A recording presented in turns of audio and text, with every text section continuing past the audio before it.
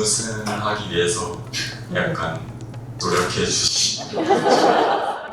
한중전 대결도 재밌지만 한안전 형제 대결도 그 이상 흥미진진할 수 있습니다. 한국 바둑 팬뿐만 아니라 전 세계 바둑인들에게 핫한 두 기사 신진서와 박정환 선수가 올해 처음 만났습니다. 그것도 번기 대결이네요.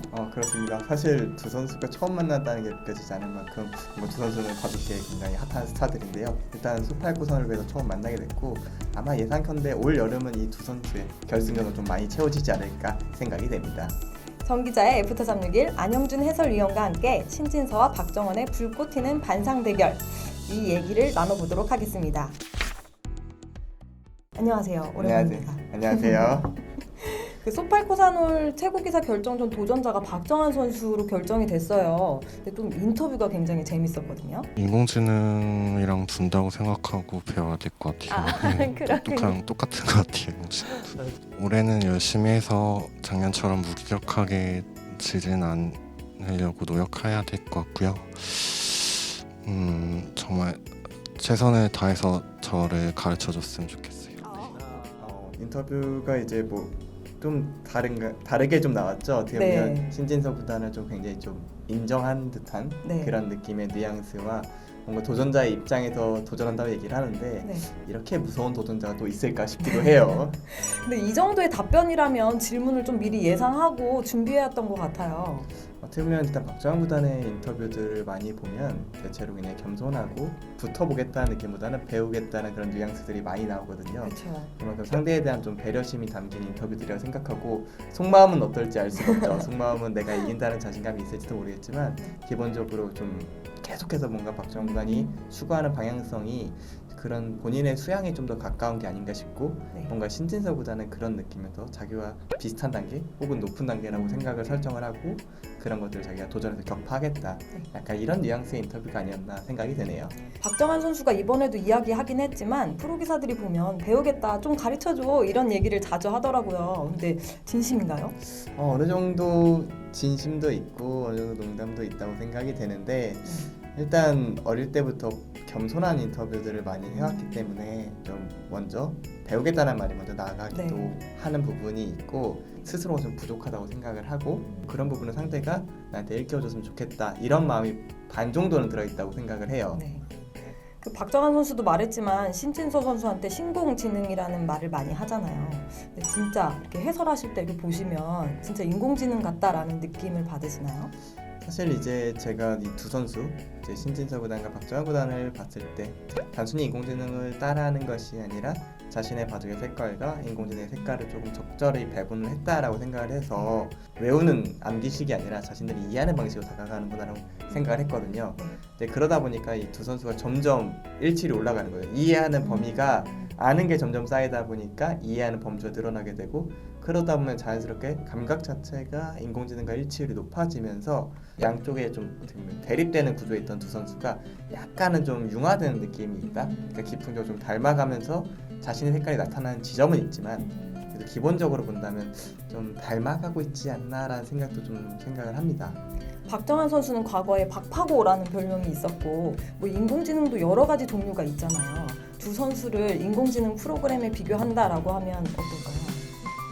글쎄요. 이제 한국 선수들이 많이 쓰는 인공지능이 아무래도 카타고다 보니까 네. 좀 카타고의 좀 영향을 좀 많이 받지 않았을까 싶기는 한데 두 선수 모두 이제 중국에서 쓰는 절에 대한 부분도 많이 챙겨보고 있을 거고 또 볼락시라는 그 중국 인공지능도 확인할 테니까 네. 한 세 가지가 좀 엉켜 있지 않을까 싶고 네. 아마 두 선수 모두 카타고에 많은 영향을 받고 있지 않을까 좀 추측이 됩니다.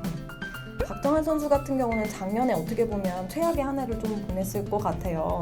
신진서 선수랑 LG배 결승에서 좀 졌고요. 그 다음에 또 소팔코사놀 결승에서 5번기였는데 좀 3패를 했고 용선전 결승에서도 지고 남의 7번기에서 7패 막 해서 이겨내기 힘들 것 같은 시간을 보냈을 것 같은데 당시에 지켜보는 심정이 어떠셨을까요?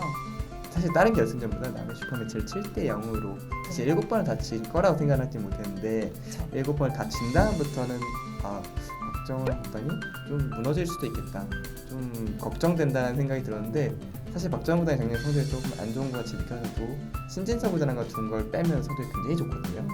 그러니까 그 얘기는 박정환 구단 입장에서는 신진서 구단만 제외하면 본인한테는 여전히 좋은 결과라고 생각을 했을 거고 이제는 또 새로운 과제 지금 퀘스트를 깨는 사람처럼 아 신진서 구단을 넘어가면 되겠다라는 네. 약간 구도자 정신이 좀 나타나고 있는 게 아닌가라는 좀 생각이 들어요. 그 당시에 주변에서 이제 박정환 선수는 내리막길만 남았다라고 하는 반응이 좀 있었는데 작년 12월에 치러진 갑조리그에서부터 막 연전연승을 했고 올해 또 완전히 컨디션을 회복한 느낌이 좀 들더라고요. 그 바둑 내용에서도 좀 이런 게 보이시던가요? 일단 박정환 구단의 공부량이나 이런 거를 봤을 때 상대에 대한 연구도 굉장히 많이 하는 것으로 보여져요.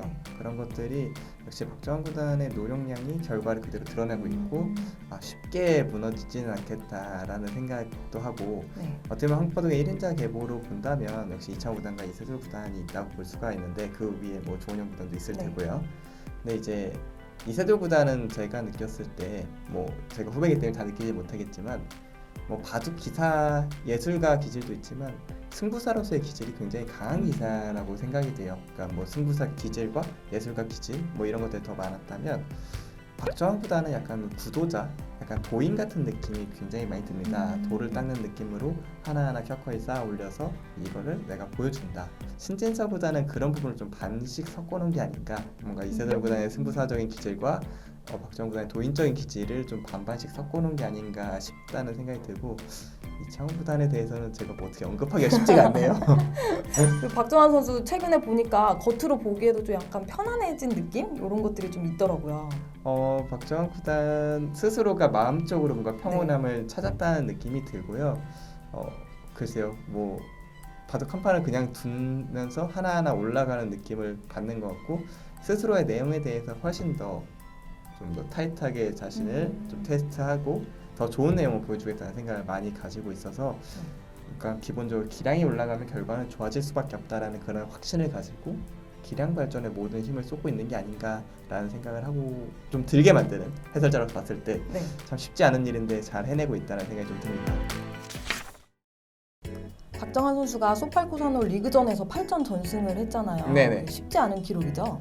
8판 이기는 게 쉽지가 않아요. 그러니까 그렇죠. 네. 8전 전승이 아니라 시합에서 8판을 이기는 것 자체가 쉽지 않은데 사실 상대들도 엄청 세거든요. 네. 랭킹이 낮은 기사가 20위권 밖의 기사가 이창호 구단밖에 없을 정도로 굉장히 쟁쟁한 멤버들이었고 그 좋은 성적 때문에 사실 변상일 선수가 좀 억울하게 됐죠. 변상일 선수가 네. 7승 1패면 사실 도전권에 가깝다고 봐야 되는데 박정환 구단한테 치면서 오히려 마지막 라운드 2기 전부터 이미 결정이 됐거든요. 맞아요. 그러니까 변상일 선수 입장에서 좀 아쉬운 결과였지만 그만큼 박정환 구단이 압도적인 퍼포먼스를 보여줬기 때문에 변상일 구단도 스스로 좀 납득할 만한 그런 2등이 아니었을까 생각이 들 정도로 네. 박정환 구단의 대본 내용이 너무 완벽했죠. 이번에 최고기사 결정전 결승이 좀 중요해 보이는 것이 박정환 선수가 신진서 선수와의 4번기 대결에서 계속 졌고요. 그다음에 근 7개월 만에 시작되는 또 번기 대결이잖아요. 네, 그나마 다행인 건 12연패를 하다가 네. 바둑리그에서 이기면서 연패는 끊어낸 상황이에요. 박정환 선수가 굉장히 칼을 갈고 있을 것 같아요.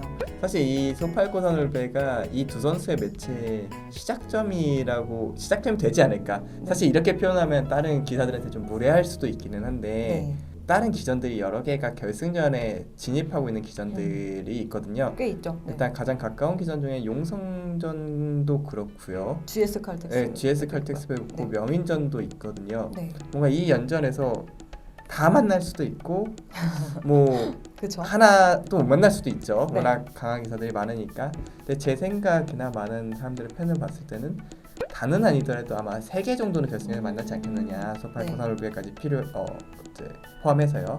그러면 적어도 이제 최소한 10연전 이상의 번개 승부가 되는데 역시 번개 승부의 첫 판은 굉장히 좀 중요하기도 하고 네. 이 번개 승부 중에서도 전체적인 시리즈의 첫 번째 판의 의미는 좀 굉장히 클 것 같아서 저는 첫 판의 흐름에 따라서 이번 시리즈도 작년에 재현이 될 수도 있고 아니면 완전히 다른 결과가 나올 수 있다고 생각하는데 그만큼 첫 판이 두 선수한테 굉장히 중요한 키워드가 되지 않을까 생각이 되네요. 신진서 선수 같은 경우는 도전을 받는 입장이잖아요. 네네. 지금 부담이 엄청 될 것 같아요. 부담도 부담이지만 신진서 구단 입장에서는 실전 감각적인 부분이 조금 걱정이 될 수도 있어요. 네. 그러니까 신진서 구단이나 박정환 구단이나 대부수가 비슷하긴 하거든요. 올해 대우수 차이가 많이 나진 않지만 비슷한 이유는 이제 1, 2월에 신진서보다 세계대회를 많이 둬서 그렇고 그렇죠. 네. 생각을 좀 곰곰이 해보면 네. 신진서 선수 대구 할 만큼 했고 성적도 너무 좋고 밀릴 이유가 없겠다. 그러니까 도전자 자기가 왕자에서 기다린다고 해서 부담감?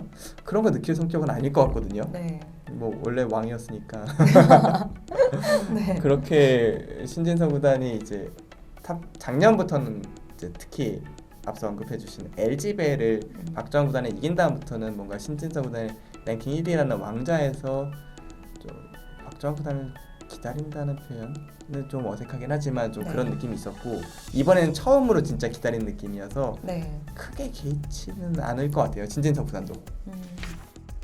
그래서 좀 계산해보면 1승당 신진서 선수보다 좋은 대우를 받고 있더라고요. 박정환 구단이 어떻게 보면 신진서 구단보다 갑자기 그 커리어가 높아서라기보다는 사실 제일 궁금한 거는 그래서 누가 이기는데 이거거든요. 그렇죠.